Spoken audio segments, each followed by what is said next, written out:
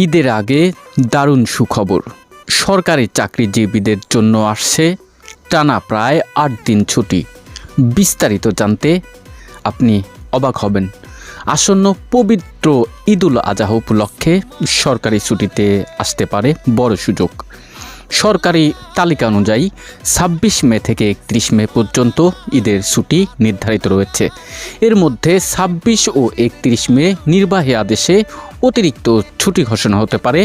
এর সাথে যুক্ত হচ্ছে ২২ ও ২৩ মে শুক্র ও শনিবারের সাপ্তাহিক ছুটি। সব মিলিয়ে যদি সব কিছু ঠিকঠাক থাকে তাহলে টানা প্রায় ৮ দিনের ছুটি উপভোগ করতে পারবেন সরকারি কর্মচারীরা।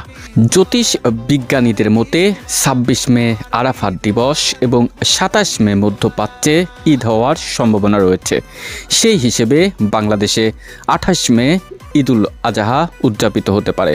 সব কিছু নির্ভর করছে সরকারি চূড়ান্ত ঘোষণার উপর।